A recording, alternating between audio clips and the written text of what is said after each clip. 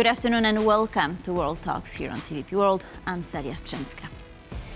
The Hungarian capital is hosting the massive European Political Community Summit on Thursday, just a day after Donald Trump's decisive victory in US elections. Europe's peace, stability and prosperity are under threat, said Prime Minister Viktor Orbán at the plenary session of the EPC meeting today. To discuss, I am joined by Alberto Coll, Professor, DePaul University College of Law. Hello, sir. Delighted to have you with us.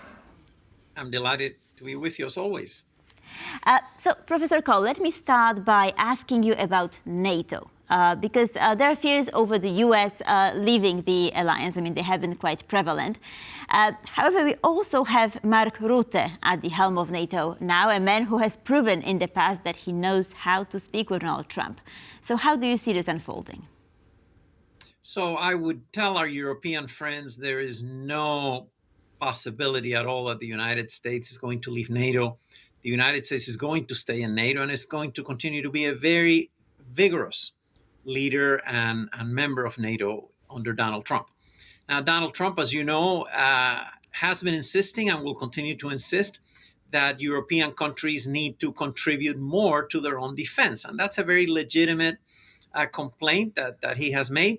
Mark Rutte understands that and has been a very effective manager of relations between the Netherlands when he was the prime minister and Donald Trump, and he will do that also as the Secretary General of NATO.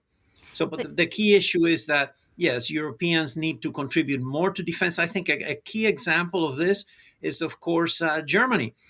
Germany has twice as large the economy of Russia. But Germany, for example, is still not meeting its NATO defense commitments. It's on track to, and the current German defense minister, Mr. Pistorius, has been a very effective leader trying to prod the German bureaucracy to carry out the German commitments to raise defense spending. But Germany is far from being there. So that's just one example. One country that has nothing to worry about is, of course, Poland. Let's remember that Donald Trump has had a very fruitful relationship with Poland for many years. And of course, Poland is spending 4.5% of its GDP on the military, even a larger percentage of GDP than the United States. So the Poles are going to be a very credible member of NATO and a very credible partner in that relationship in NATO to explain to the United States why, number one, Ukraine is vital. Not just to Poland, but to Europe and to the United States. Poland has a key role to play as a very credible ally in trying to explain this to Donald Trump. And I think that the Poles, along with other countries like the Nordic countries and of course the Netherlands itself and the UK, can be very credible in trying to help Trump understand why Ukraine is vital.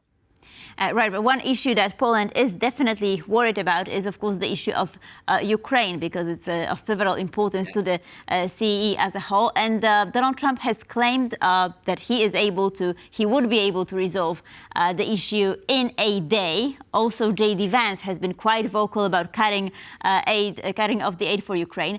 So, what is going to happen now? Do you think that the resolution of this conflict means Ukraine having to make territorial concessions to Russia? Okay, so let's take things one step at a time. The first thing we have to do, and we have to wait on this, is see who Trump names as his Secretary of Defense, his Secretary of State, and his National Security Advisor, okay? And these are all going to be pivotal appointments. Keep an eye on who he puts in those jobs. For example, if he names Mike Pompeo, former Secretary of State under Trump, as Secretary of Defense, he's a very strong hawk. He's very strong on deterrence of Russia, and he's going to be a very, very strong advocate for Ukraine. There are also people like Richard Grenell, who are in line to be National Security Advisor. He's also a believer in a strong NATO alliance. So keep your eye on those appointments. Let's see who occupy those jobs. And so the key issue is exactly, Trump talks a lot about things. He likes to make very boisterous statements. Okay, so exactly how will this negotiation take place? Now, we all know that there has to be some kind of a settlement at some point. of the Ukrainian war. And this is not just something that Trump and J.D. Vance have said, but even people on other parts of the European political spectrum have also indicated that there should be some kind of settlement. The question is on which terms. So how exactly that will play out remains to be seen. A lot will depend on, number one, again, who the next Secretary of Defense, the next Secretary of State, the next National Security Advisor of the United States are. And secondly, how effective the European leaders are, particularly the leaders of Poland, the leaders of the Nordic countries, and Mark Rutte himself, in making sure that Trump understands how critical Ukraine is to our security. Obviously, there are two scenarios that one could foresee. A very pessimistic one is one in which Ukraine is not only forced to let Russia keep the territories that Russia already has gained, but also Ukraine is left handicapped. It's left tied down. That's the more pessimistic scenario. There's a much more optimistic scenario in which Russia is allowed to keep much of the territory that it has currently occupied, but Ukraine is left as a freestanding, independent, sovereign state, free to join the European Union and to become part of the NATO alliance. And so those things along that spectrum, obviously those of us who support Ukrainian independence and support a strong Europe would like to see the second scenario play out, in which, yes, there are some negotiations, and yes, Russia will probably wind up keeping some of the territory it has occupied, because sadly, neither the United States nor our European allies are prepared to do the very hard work of giving Ukraine the weapons and the money to push the Russians out of those territories into which they have now entrenched themselves.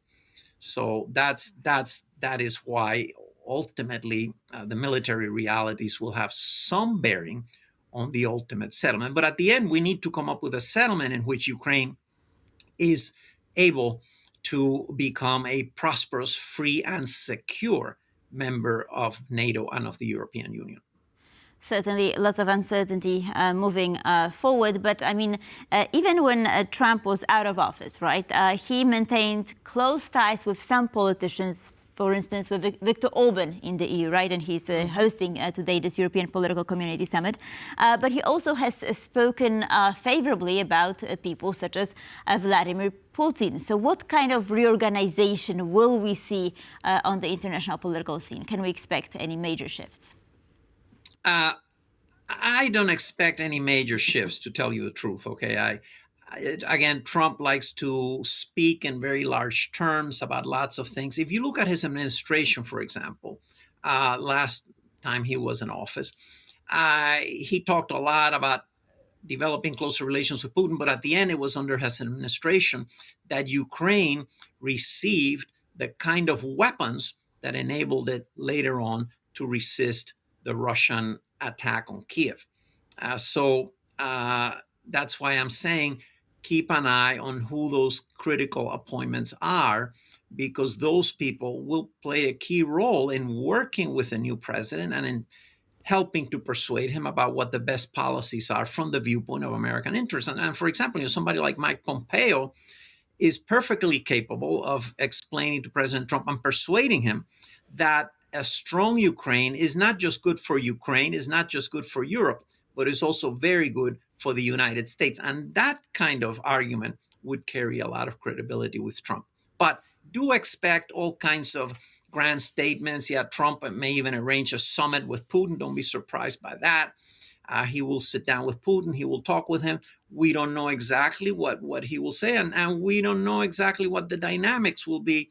But at the end of the day, that is not going to be the only factor that will prevail here. Well, one issue I have to ask you about, of course, are tariffs, because Donald Trump has been, sort of labeled a tariffs man, right? So, are we really expecting such high tariffs to be introduced in the U.S., and how will that impact the U.S.'s relationship with the rest of the world? And I mean China, but of course the EU as well. Yes. So again, this is not just a linear process. Trump has talked a lot about tariffs. And I can understand why our European allies and friends are worried about tariffs against Europe. So number one, do expect high tariffs on China. That's a given. In fact, there are already high tariffs on China that Trump put in place and that President Biden continued to keep in place. So, but again, now keep an eye on who the next Secretary of the Treasury is, who Trump appoints as Secretary of the Treasury. If it's somebody, for example, like Mr. Besant, he's one of the candidates for that very important job. He's very much on track as having a record in favor of against tariffs, a record against tariffs in favor of freer trade with our allies. And I think that people like him could make the case very effectively to Trump that, hey, it's okay to have tariffs against regimes like China, which have hostile policies towards the United States.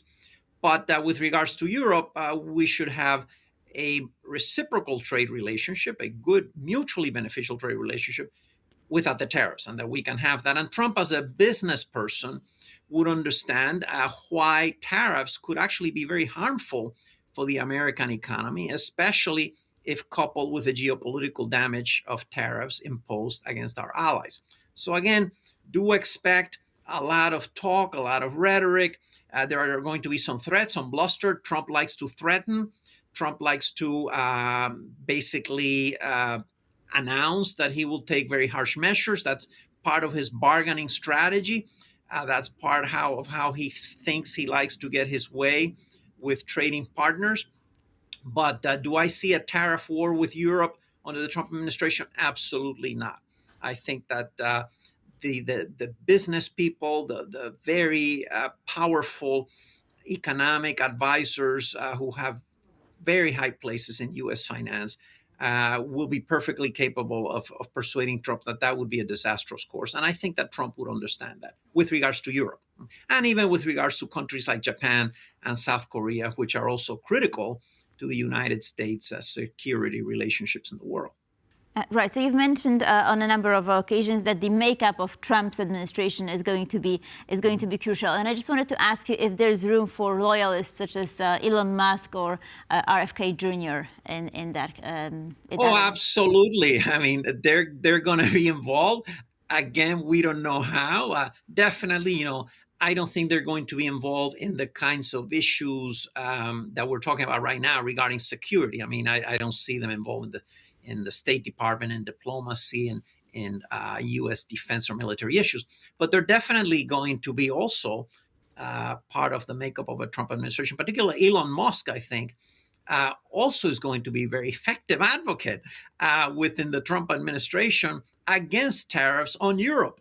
Not only because his own companies, including Tesla, would suffer tremendous damage from those tariffs because Europe, of course, would retaliate. But I think that Musk will be a very effective voice for a U.S. international economic policy that differentiates between adversaries that do take advantage of us and that are hostile to us, such as China, for example, and other countries with which we have much closer security and economic interests, and that would be our friends in Europe. Right. I guess we'll find out soon enough. Very exciting time ahead of us, indeed. Alberto Coll, professor at DePaul University, thank you so much for being with us. Much appreciated. Thank you. It's always a pleasure. Bye-bye. And thank you for watching World Talks. Please stay tuned for more here on TVP World.